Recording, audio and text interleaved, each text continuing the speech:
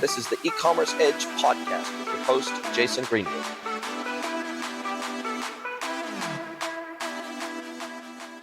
Stephanie Rogers from TransPerfect. How are you doing today? You're based in wonderful, beautiful Australia, aren't you? I am indeed, and I wish every single person introduced me with that level of excitement, honestly. This is a great. I love it. I love it. And what amazing city are you based in? So I am based in Sydney. As you can tell from my accent, I have a very varied background, which I think lends itself well to my role in localization and global expansion, all the fun stuff that I talk about. But I am based in Sydney, but my background is like South African, German, lived actually in the US, and then 7 years in Europe. So I like to, for now, my base is Sydney and ANZ, Singapore. I'm traveling all everywhere, but who knows what the future holds. I love it. I love it. Your accent is at war with itself, just like mine is. And Exactly. I was born and raised in California, spent nearly 30 years living in New Zealand. Wife's a Kiwi, brother-in-law's a Kiwi, grandfather was a Kiwi. Definitely have lots of love for the ANZ region and have lots and lots of friends and family based in across the whole of ANZ. And then have been living in beautiful Mexico since 2023. I Life. guess we have a similar nomadic lifestyle, don't we? Exactly. Yes, we do. Amazing. Listen, before we get into TransPerfect and what you guys Mm. do over at TransPerfect, why don't you help me understand and my audience understand how the heck you came to be in this world of kind of digital translation, localization, personalization? How did you get to be in this industry? What's your story? Wow. So I would say, quite honestly, I fell into it. I think with any job that you end up actually really loving, having had experience, I'm sure, and everyone listening with those that you didn't perhaps love so much. One day I was at my previous roles. I actually used to work for a nonprofit, so very different to what I do now. Healthcare in Africa, amazing time. Don't regret anything, but I one day was on LinkedIn literally just looking up jobs and I thought, I want to try something different. I want to get into tech. I want to get into, I've always loved languages, being international. I've always loved this concept of cross border growth, expansion, travel. So I saw this job at TransPerfect actually in Amsterdam and I cold called the person who was managing, the hiring manager. He was based in Switzerland. It's quite funny. Maybe he'll listen to this one day, but he was like, if you're still on the call in 10 minutes time, I'm going to introduce you to the Amsterdam team. And honestly, the rest is history. So let's just say I made it. I worked in Amsterdam for a couple months and then COVID times found myself coming back here to Sydney where I grew up. So yeah. And honestly, this industry is super fascinating. I've always loved, again, speaking to brands and people who are aligned with this vision of growth. That was 4 years ago, and now here I am. Pretty scary how Well, time flies. but I think it's super interesting also that unfortunately we can easily get a little bit myopic in the English speaking Western Mm, world. And we sometimes think that English is the primary spoken language of the world. yes. And the reality is there are more people in the world not speaking English than speaking English. And as somebody who's traveled extensively around the world Mhm. and now lives in Mexico, even a lot of gringos that come and visit Mexico, they assume that kind of everybody speaks English in Mexico along with Spanish, and that's simply not the case. Maybe if you're in a heavily touristed area like a Cancun or a Cabo or something like that, you'll Mhm. hear a little bit more transactional English spoken, especially by tour guides, etc. But there are lots of places, and I know because I traveled over 20,000 kilometers in 2023 driving around this Wow. country. And there are large portions of this country that there is zero English spoken. And it's that way throughout the whole of LATAM. It's right that way throughout the whole of Asia, Southeast Asia. I think we sometimes, because we grew up speaking English, those of us that are Mhm. native English speakers, we've had a little bit of an easy time of it, mainly because English is the primary business language of the Yep. world, particularly in tech. It's the primary global language of tech. But I think brands oftentimes overlook the fact that significant portions of their customer base, even if they're only targeting the United States, for example, there are Mhm. like 80 common languages spoken in the United States, Oh, yeah. and It's huge. for which English is a second language to large chunks of the United States, even. And I think brands forget that. And I think brands also overlook the fact that people want to interact with the internet, they want to interact with suppliers, they want to interact with brands in their own native language. And that's what they want to do. That's their natural Yep. disposition. And I know how hard it is when I'm trying to do something online. I was even last night, it's interesting, this story will make you laugh. Last night I asked Gemini why the hell, when I'm on the Amazon app in Mexico in the location of Mexico, and I'm in the .com.mx version Mm. of, why can I not? So when I'm in the United States and I'm on the US version of Amazon, Yep. I can translate reviews into, there's 10 languages I can translate the reviews Mhm. into. But for some reason on Amazon Mexico, I cannot even translate the Spanish reviews into English. Oh, And interesting. I was like, that is wild, Yeah. considering the fact how many people from Canada, the US live in Mexico, and they would prefer to see the reviews in their own native tongue. And like, it's just wild to me how even a company as big as Amazon Mm. doesn't have universal translation across all of its web properties in every country and region of the world. It's wild to me. It's super interesting you say that. Gosh, there's so much you can talk about when it comes to this because you're absolutely right. It's about respect. It's about these basic just principles of if I'm we assume that everyone that English is just everyone knows it. And I have this discussion, obviously work with a lot of retailers. Global expansion is say 90% of the discussions I have. But here in Australia and as also New Zealand, right? The diversity is so huge. So let's just forget about global. Let's just look at where we live right now. You already mentioned in the US, yes, Hispanic audiences, but here in Australia, your top diasporas are Chinese speaking audiences, Hindi speaking audiences, Korean, Japanese, Thai, the list goes on. And it's so interesting that I work with predominantly retail brands, but then also government, travel, all those other industries. And for me, I find it so almost odd that retail retail is the last to get on board with this idea. So we work with banks, we work with hospitals, and all that kind of sounds obvious, right? Like you have to speak your customer's language in this case. But for retail, I just feel like there's a huge gap. There's a huge gap and an opportunity to realize, hey, we don't even have to spend hundreds of thousands of dollars investing in global expansion, localization. That's great, but let's just look closer to home. And I think that brands get distracted oftentimes by all sorts of other Mm, personalization of on course. websites, dynamic menuing, product recommendations, bundled with, oh, cool, that top looks great with those pants, which looks great with that belt. Oh, cool, here, put your Yep. size into our sizing guide, and we'll help to make sure that we're getting you the right product. Or in the B2B world, we're going to give you a customized catalog, pricing. We're going to give you all these things in terms of personalization. But one of the single most impactful things you can do around personalization in the world is language Yeah, personalization, sounds so and yet obvious, right? most brands ignore it entirely, right? That's the thing. Like I used to say personalization is such a buzzy word, right? Everyone. And when I talk about localization, majority of people are like, what? And then I say translation and then they say, oh, okay, I understand. But I think translation itself is honestly just too simple because it's not just about getting the words right. Like obviously in the age of AI, everyone's obsessed with it. Yes. We've been using AI for decades at my company, but that aside, the idea is like AI just isn't there yet. I don't want to talk about 5 years from now. Maybe none of us will have jobs, et cetera, et cetera. But for now, I feel like AI, when it comes to language, like it's not just about getting the words right. It's not even just about getting the tone. It's around all those fun things like imagery, like the nuance. Like as a German speaker, I can tell you there's 7 ways to say one word. It's really Yeah. just around you don't want to speak to people. Yes, maybe it's correct, but maybe it's just something they don't resonate with. How do you even hyper personalize based on regions? There's so much to it. Way more Th- than can th- be th- discussed.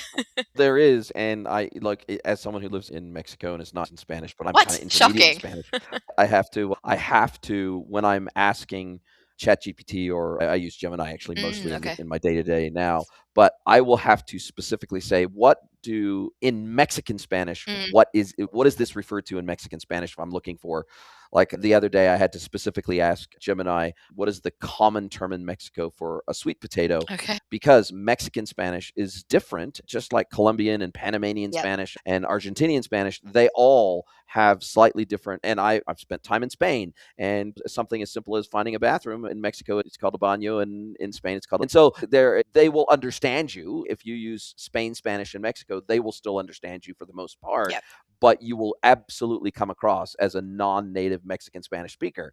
And so I think that there is a lot of nuance even within the regional variations of a language. And I've got friends that live in, I've got an American friend who married a Swiss girl who's Mhm. actually a dual citizen with Switzerland and New Zealand, and she spent half of her life in New Zealand and spent half of her life in Switzerland. And obviously, Swiss German Oh, Schweizerdeutsch is very very different different. Yeah. to the German spoken in South Africa and the German spoken in Germany. Like they are Yeah. very they, like I know because when I went to Switzerland and I've got lots of German friends, Mm. Swiss German almost sounds very sing songy in comparison to traditional German. And so it's just wild how, if we as English speakers can recognize the nuances in other languages based on regional variation, but yet we can't recognize that with our own language. It's just a It's strange wild. thing, isn't it? It is, and again, no hate to the Americans here, but I have to laugh because just I always say to my Australian clients, picture it. Like if you see a brand and everything's American English, the complaints, the uproar, oh no,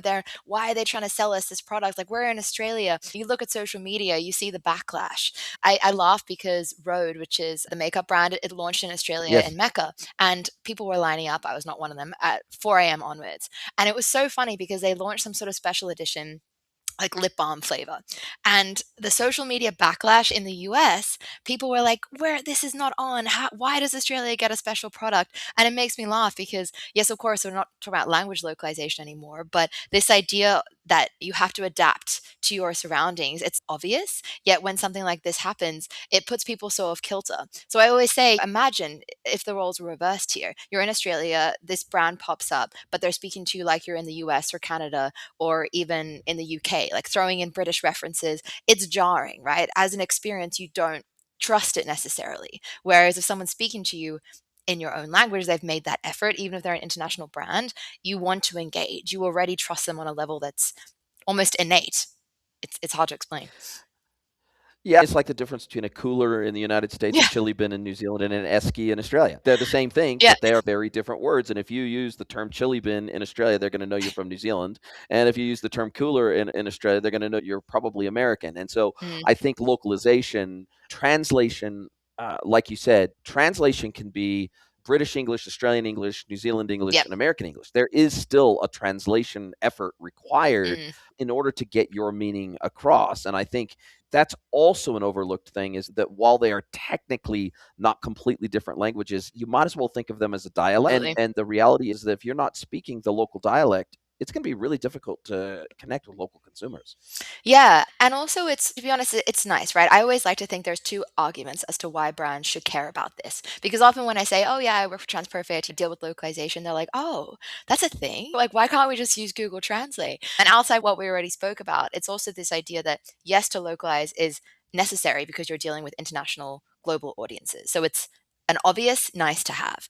But of course, a big barrier for most businesses is it doesn't come free. There's always a cost associated with doing something well versus doing something good enough. And that I always find this topic super fascinating because what a good business case looks like for companies can be so varied, right? What Amazon cares about is very different to what your Australian or New Zealand haircut brand cares about. But I guess it's something that people often don't think of. They think, oh, yes, language, but they don't think of, okay, why should we care? Is it actually going to make us money? Because the answer, by the way, is always yes. That's the fascinating part. Yes. Yeah, and I think it's one of it used to be like in the days when, for example, if you had a Shopify store, the only platform you could plug into it was a Weglot or something Yes. like that, then I think it was harder. Even 5 years ago, it was almost impossible for us, especially a startup, but even up to a mid-sized brand, Mm, to afford the technical complexity and the sheer cost of doing translation and localization at scale across a web property, across banners, across mm, have embedded text in them and everything else.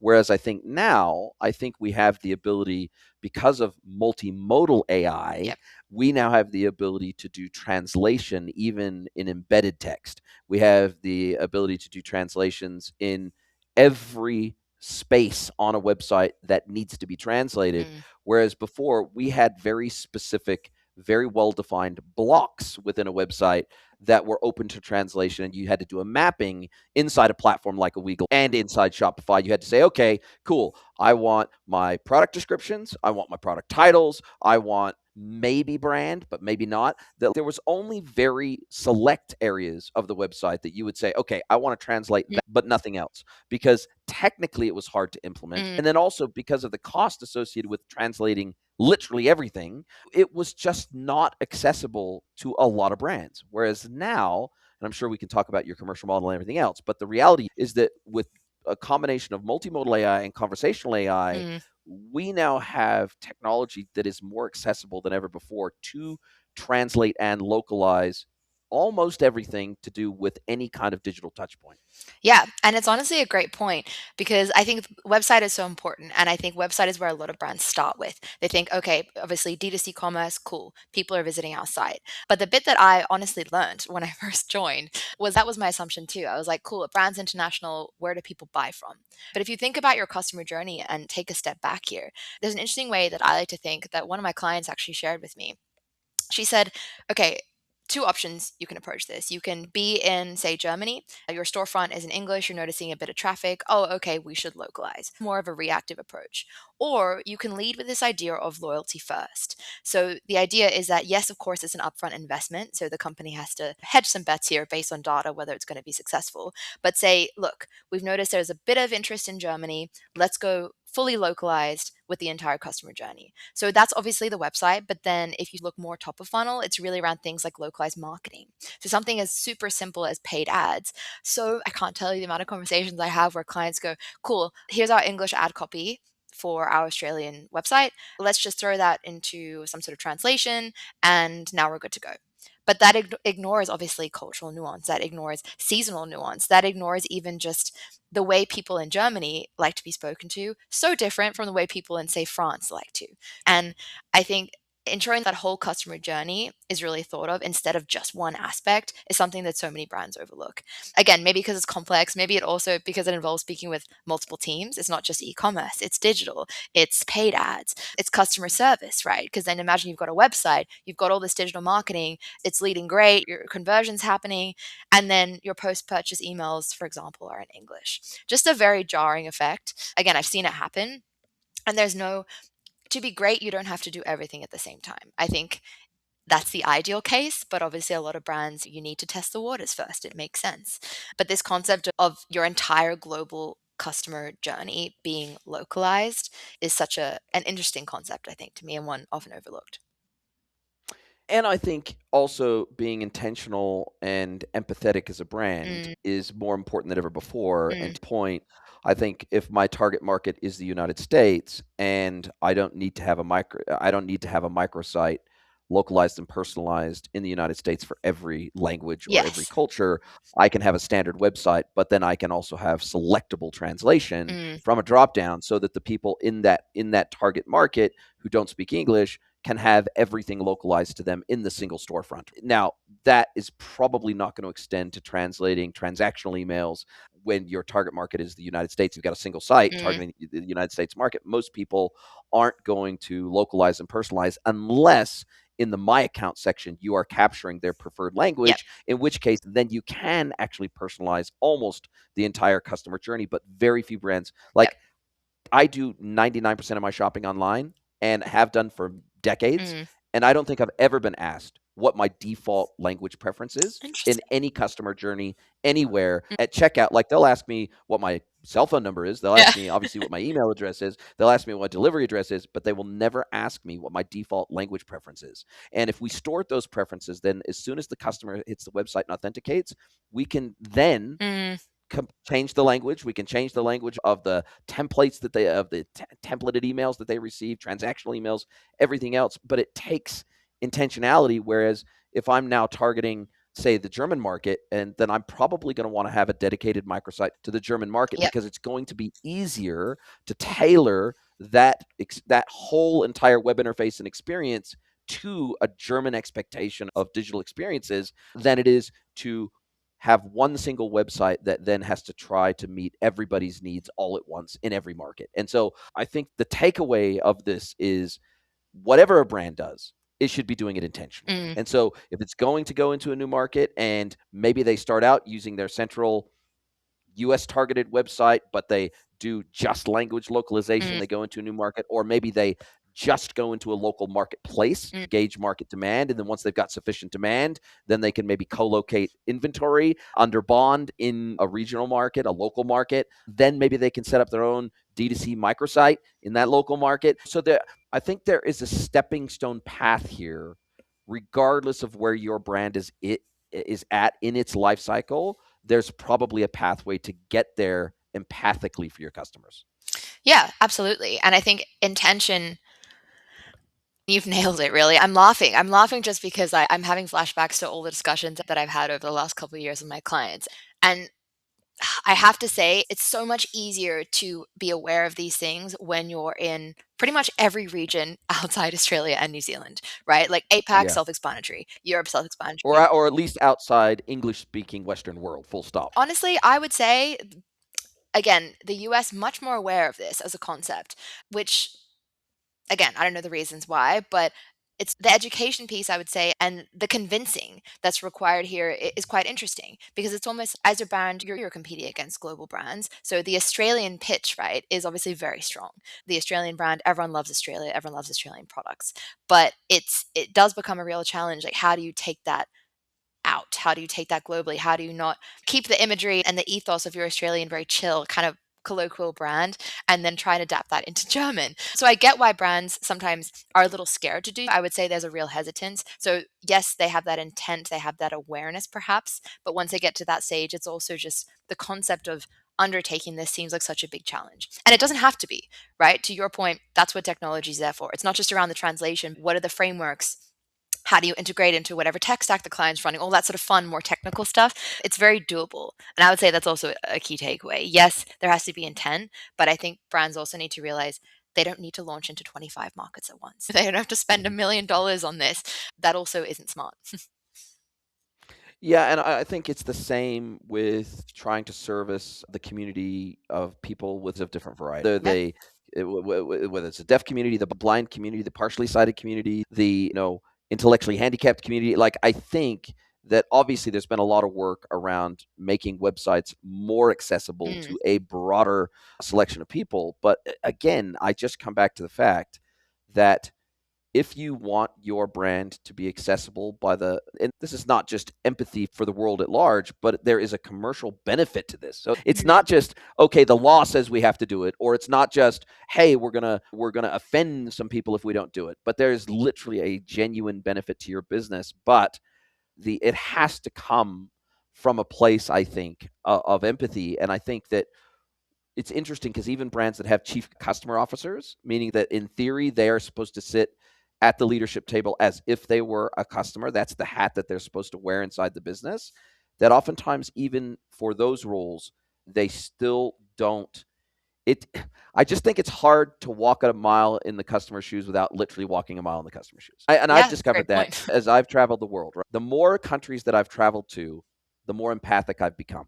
Because it's easy to ignore people that are 10,000 miles away, 10,000 kilometers away, who you've never met, you've never sat down and eaten, you've never been to their cities, you've never interacted with their people, you've never interacted with their culture, you've never shopped in their supermarkets, you have never understood what their brands, their top brands are doing locally, and just even the subtlety of flavors, and Mm, it's really difficult to understand even what the priorities of a culture are until you've lived there. And even when we were traveling around Mexico, like, we would try to stay in every major place we stayed for at least a month, because in most instances, it took us about a month to really get a handle on what is it like in this area? What does it feel like to breathe this air? What does it feel like to drive on these roads at peak hour traffic? mm, What does it feel like to go to a local tienda versus a large local supermarket?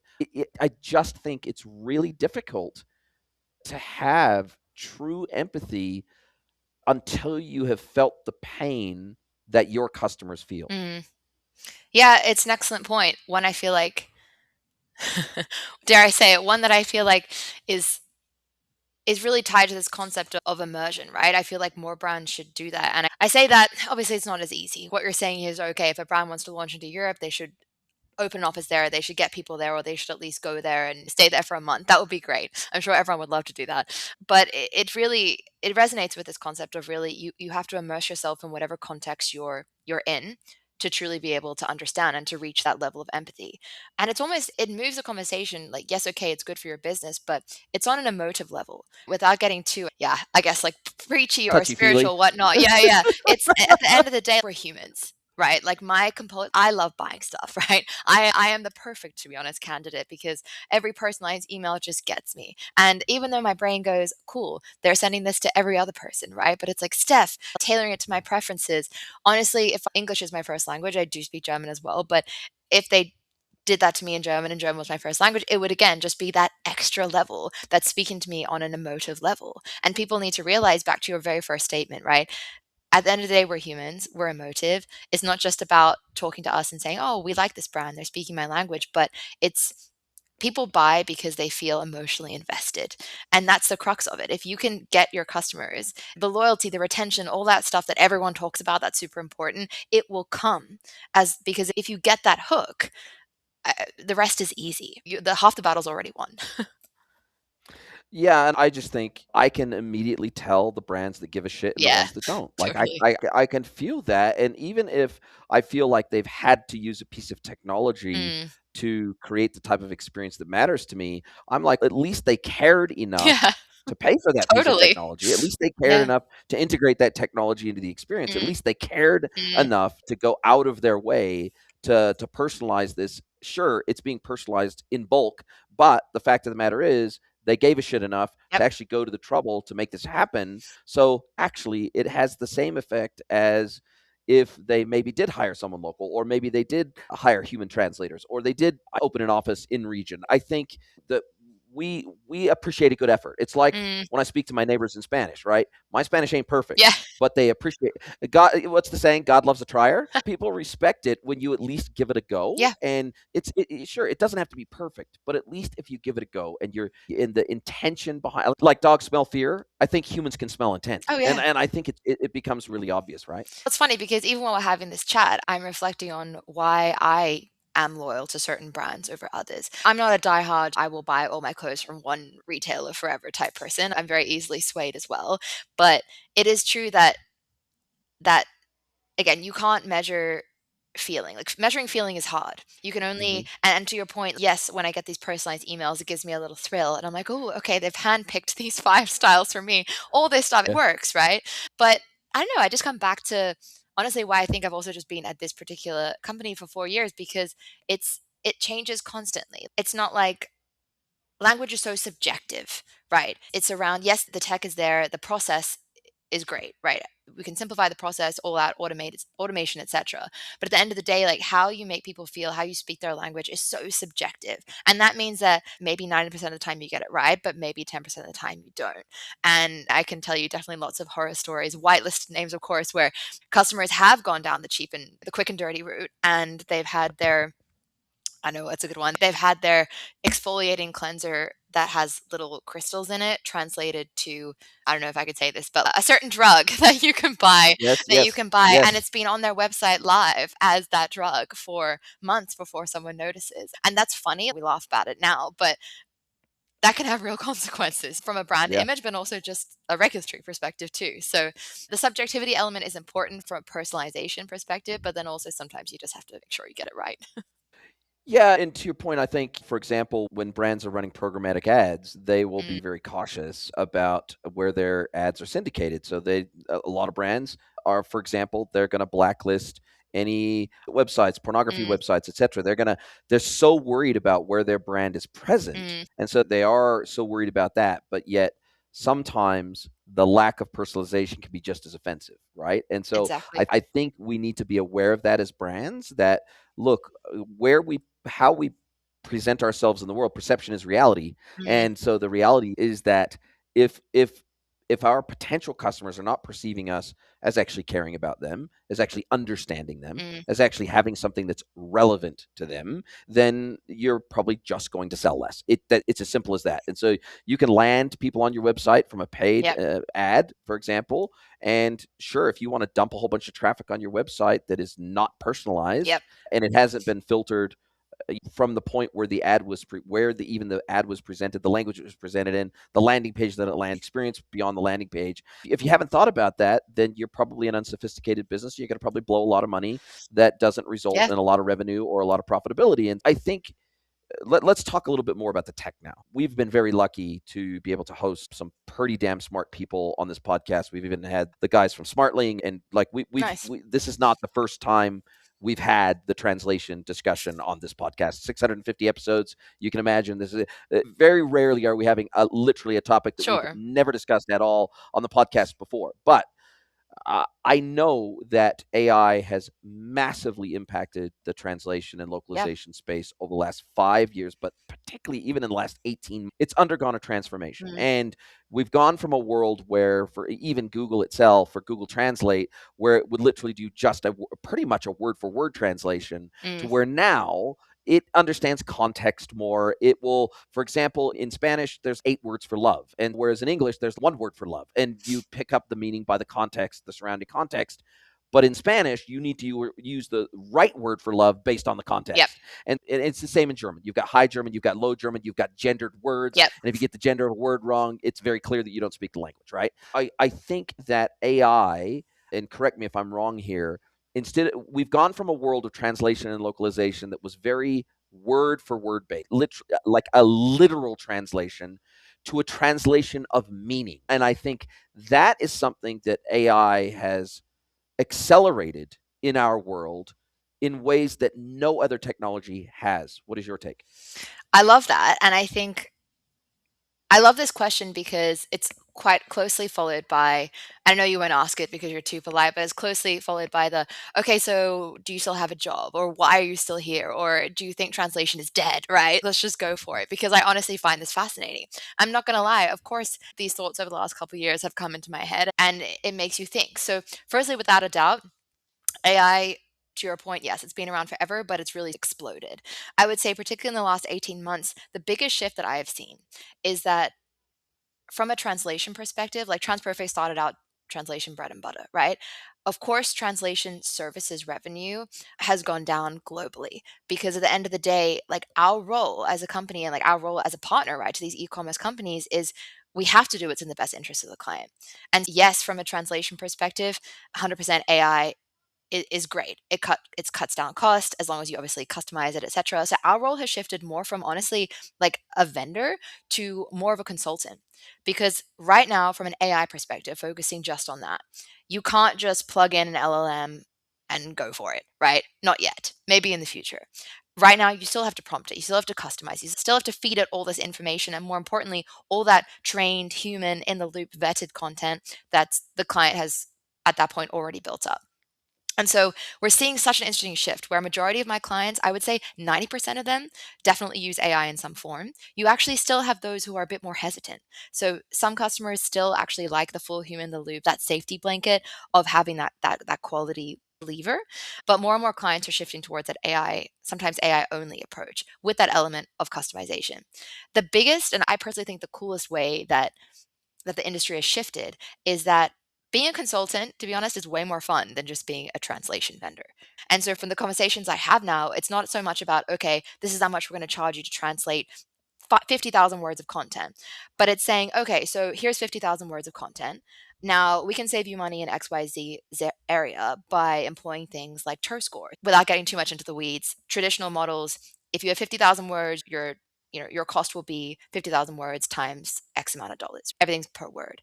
With AI, it's really shifted on its head, even things like pricing models. And so where we're now competing and where we're now innovating is in this space of, okay, yes, the client's gonna save 80% of the cost that they usually would on translation.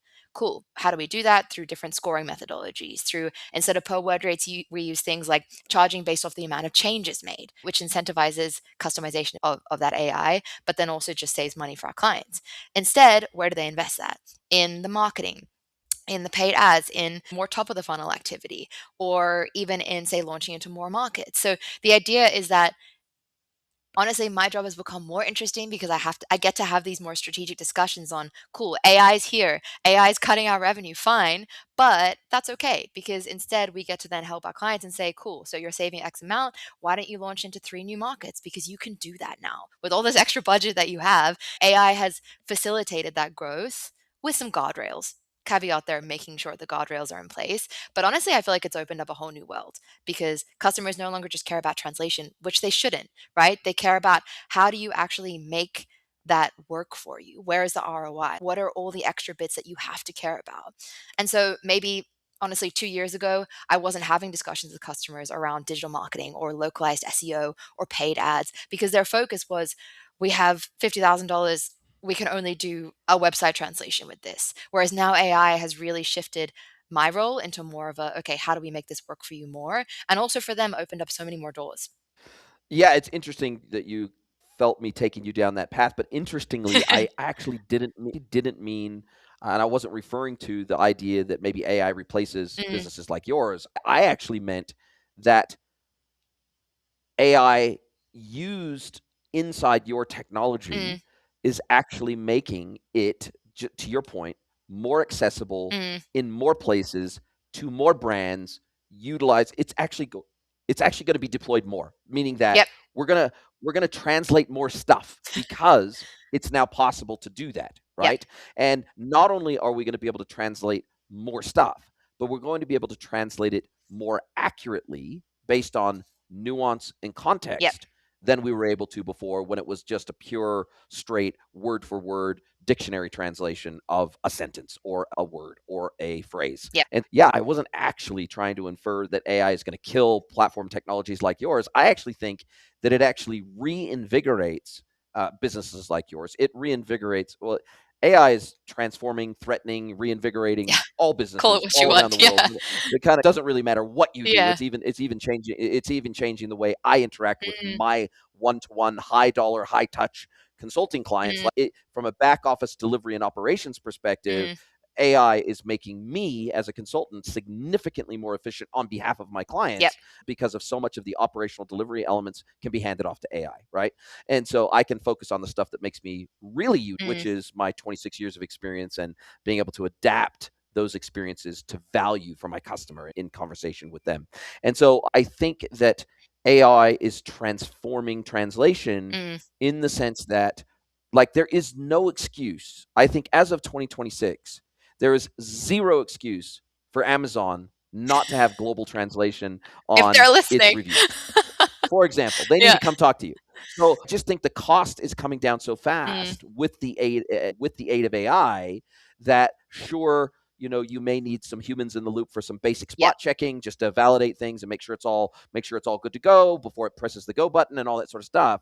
But the reality, the number and volume of humans in the loop is decreasing every single day. We're able to build more nuance into our translation engines now because of AI, and AI is just getting better because it's been trained on not just the corpus of data on the internet in English, but because it's been trained on the corpus of data on the internet across every single language. And so that, by definition, means that initially large language models were only trained on English. They were trained on English content. Correct. Now, because the training engines are taking not only real data off the internet in foreign languages, but they are also creating synthetic training data Mm. languages. Now that ability for AI translation has gotten so much better, even in the last Oh, 12 months. And I absolutely. know, because I'm using translation engines every single day, so I know how good they're getting versus how bad they were pre AI Absolutely. era stuff. Yeah. And I just think that brands are missing a trick if they don't weave translation and localization into their workflows and into their tech stacks. And whether that means that they're plugging something like your platform into their PIM system Yep. so that regardless of where their product data is syndicated, it's syndicated in multiple languages, whether they localize to start off with just their e-commerce website experience, like their direct consumer website experience, and then look at translating their ads and their TikToks and everything else as a phase two, phase three. I just think, just like everything is becoming more accessible, including vibe coding to non coders, I think translation is going to become more accessible, not less. I agree. And I do think that whilst, as I say, I think AI and its impact is very exciting. I think it opens the doors to so many new opportunities. I also think there is a slight risk of, I would say quite maybe a bigger than slight risk of overconfidence in what AI can deliver. So I feel like much like any nice new, semi-new shiny thing, it's huge, it's great, the opportunities are endless, but at the same time, it's also very easy to get carried away. And I have a friend of mine, let's just say, who, you know, AI is a personal therapist. So this is a small personal example, but I see it all the time repeated with brands, and that too much reliance on AI is also not a good thing. So Yes. yes, great options, great possibilities, but at least for now, just make sure the guardrails are in place, right? I also think domain expertise still matters, and I think it Yes. will always matter. Mm. And the reality is that brands try to go this alone by plugging some sort of a workflow with N8N into ChatGPT or Yes. something like that, and they can go it alone. And especially if they've got really serious, heavy duty, heavy hitting IT teams, then they can probably get a little bit further along on their own than Mm. that's like a mom and pop shop with 3 employees. Then obviously tapping into domain experts with technology to go alongside of it, like you, that's going to get them further faster than if there's always the debate between build versus buy. Yep. That's always the case. And I guess AI has simply muddied the waters a little bit further about where it makes more sense to build versus buy, right? Where Absolutely. it was much more clear cut 5 years ago, now it's less clear cut. And so, like for example, even for myself, I was building a RAG pipeline for in Lovable, and Nice. then literally I started working with the guys over at Custom GPT because they had already built, and it's so cost effective what they've Yeah. built that it makes no sense for me to go and build it myself Yep. and host it myself, because what they're offering is better than what I was building, and it's so cheap that it becomes a no-brainer to use their technology versus build my own, right? Yep. But that's not true of everything in terms of my custom workflows. There's some stuff I'm building in Manus right now for my own business Hmm. that there's nobody out there that has exactly what I'm looking for, so I need to build it for myself, Yeah. or I'll end up building it in Claude Code or something. So I think what AI has done is it's simply blurred the lines between build versus buy a little bit further than maybe what it was in the past. Yeah, you're right. And I think outside AI, I think we're forgetting again, AI is great, but that's also more also on the content side of things, right? Content is super important in this industry. But to your point earlier, what's the platform, what's the infrastructure that's supporting that? And there 100%, I have seen clients go down both roads. They try and build their own super complex, highly individualized systems. And maybe that's great for some, but why wouldn't you just take the easier approach? Take something tried and tested. And honestly, when I first came to this world, I learned, and I do still learn so much, because when you think about, yes, your website, and as you say, you've got your PIM, you've got your various customer support channels, the technology that sits behind that, not to actually translate, but to facilitate that process, can be so difficult if you try and make that yourself. And so, whether you're on Shopify, and we work with, I would say, of course, a lot of Shopify clients, but also the Salesforce customers on Salesforce, Contentful, Adobe, all those different tech stacks. And each one to a degree, obviously, each customer has different needs, requirements, specific sort of pain points, but really how to facilitate that process itself is not that hard. We've got those both custom and out of the box connectors. The tech is there. So 100% focus on the important personalized element, but that framework to actually make that process easy already exists. So I definitely suggest using that to whoever's listening out there and on their own custom build journey. That's great if you really love it, but make life easier.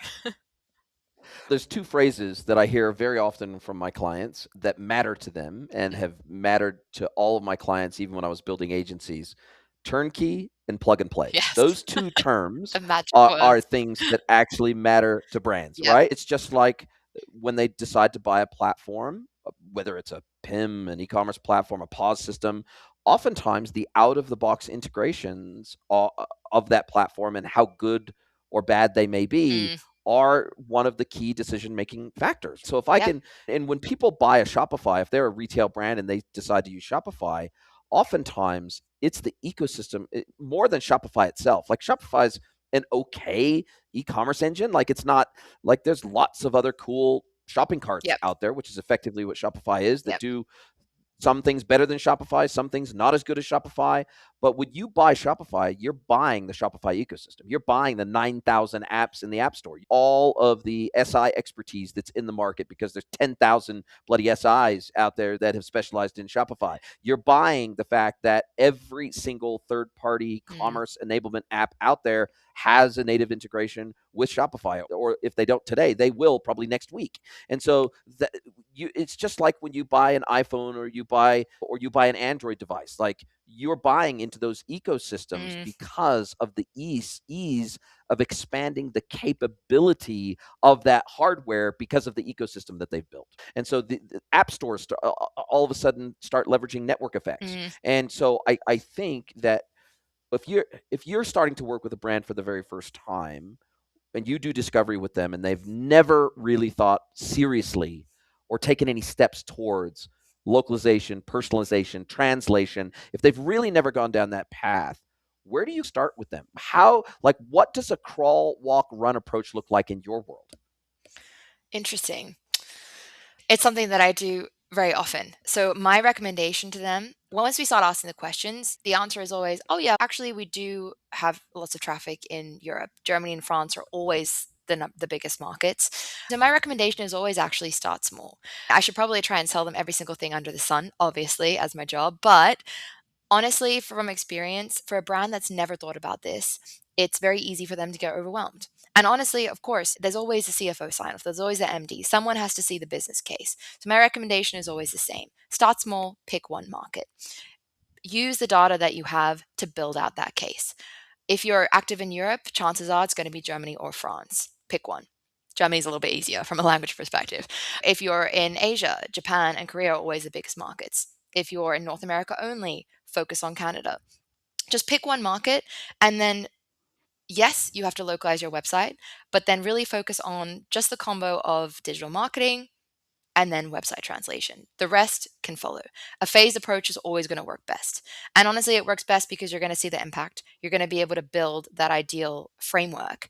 And then the beauty behind both the technology behind it and AI is that then you can just scale that. You can add all the languages you want because you've already built the infrastructure to support it. So with those type of clients, the discussion's always the same because also outside you prove to yourself, you prove to your team, you prove to the ultimate sign off that model works.